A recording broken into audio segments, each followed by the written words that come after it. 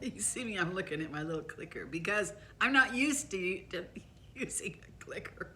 I got a clicker now. Look at this, huh? I like them apples. I can get this thing going and stopping, but I wasn't sure when I'm used to going like this. I'm such a dinosaur. Okay, you guys, this is your friend, Velma Hagar. I hope I'm not down too low. Let me just see this. I got all kinds of new stuff here, and I gotta find my best.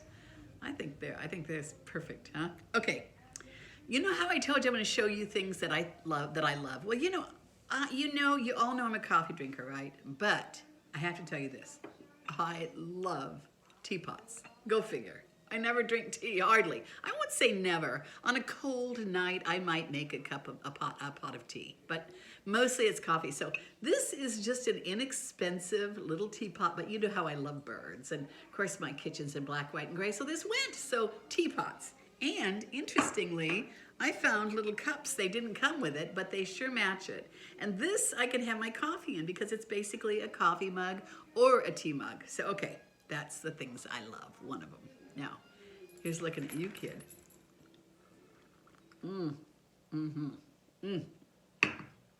Coffee, coffee, coffee, coffee. Did you guys see that thing I posted on Facebook where there were all those things that you could choose? You only got to choose 3 things out of like maybe a dozen. And there were things like on there, they were cats, dogs, tacos, music, Netflix, pajamas, makeup, those kinds of things, right? And of course, I picked tacos, dogs, and coffee. I mean, what else? But interestingly, I want to tell you guys something. More people picked music was one of their 3. It was like 80% of the people picked music. And they would question me, what, Velma, you didn't pick music? No, I didn't. I have music going all the time too, but I'm different from the rest of my family. I'm very picky about music. I have it playing all the time. But my music, most people don't like. So anyway, that's that. You know what we're going to talk about today? Look who's up here, by the way, with his new jacket on. Look at him. Oh, isn't he just the cutest thing you've ever seen? I love this dog. If you don't have a dog, go get one. Okay, now we're going to talk about miracles today. Everybody wants a miracle. And, you know, God talks about miracles throughout the Bible. But do you know, I don't even have any idea what percentage I want to put on this. Most miracles you're included in. Every once in a while, God will reach down and do some wild, incredible thing without you doing anything. That happens. Those are the kinds of miracles we all want and wait for, right? Those are the kinds of miracles that most people are waiting for, and God is waiting for them to get busy and do their part to get the miracle He has for them. So, the second kind of miracle, the one that is really the most common, is the one where God provides for you to do it, but you got to do it yourself. And you know, they sit around and they wait on God. I'm waiting on God. Get your butt moving. That's how, you know, get your butt moving. Waiting on God is like waiting on a table in a restaurant. You get busy serving people and doing stuff, doing God's bidding. Sitting around waiting, you're probably not going to get your blessing. That's all there is to it. God blesses the work of your hands.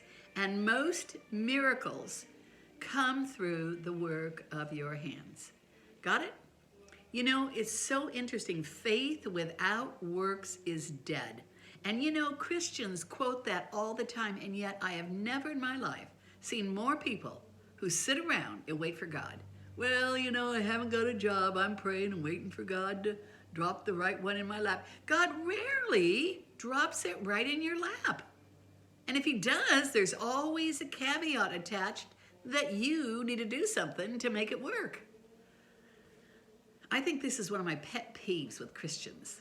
You know, their faith, God bless them. I love them, and I'm not putting them down. You know, I love Christians. I'm one of them.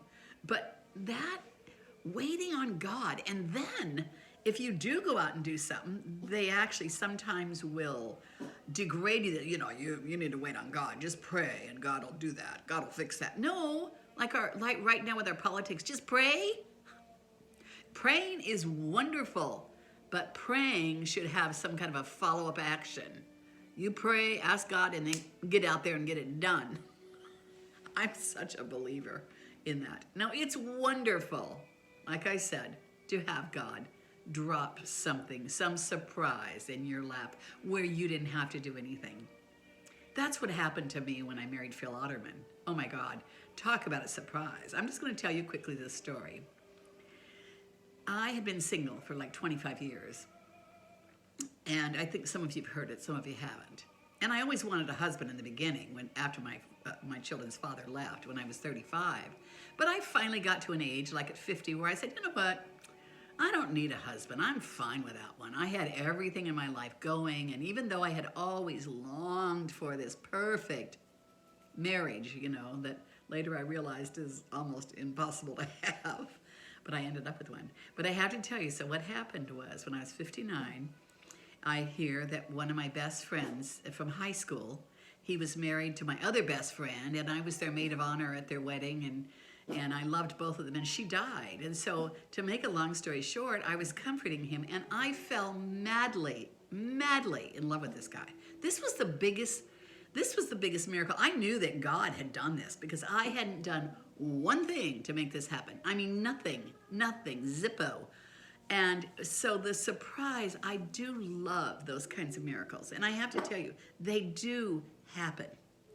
Don't stop believing for those. But more times than not, you're going to have to get out there and do something. You just have to do it.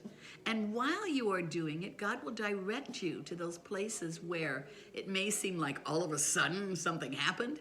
It didn't happen all of a sudden because it was a process that you've gone through all this time to get to the place that the miracle does happen.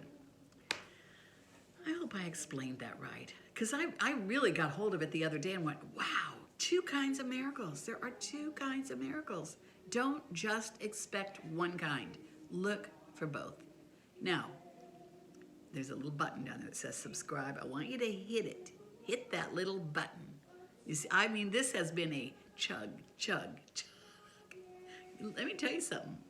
Getting people on YouTube is really a big deal. I mean, it's nothing to get on TikTok, on Facebook, on any of those other ones, Instagram, but to get followers on YouTube is like pulling teeth. And frankly, my YouTube channel is my favorite avenue that I'm on. I'm on MeWe, I'm on Parler, I'm on Cloud Hub, I'm on everything. But this is my very favorite avenue. So would you please hit subscribe? And also tell me what you think of my videos. I love it when I get little messages down there. So, okay, buy my book, Hidden Treasures in Secret Places. It's fabulous. You're going to love it. It's on Amazon, and it's 5-star rating. I'm pretty proud of it. Okay, you guys, I think I did it. So until next time, but here's looking at you, kid. Let me give you that. Let my coffee get cold while I'm talking to you guys. You saw Guido. I mean, Guido's just part of the action around here.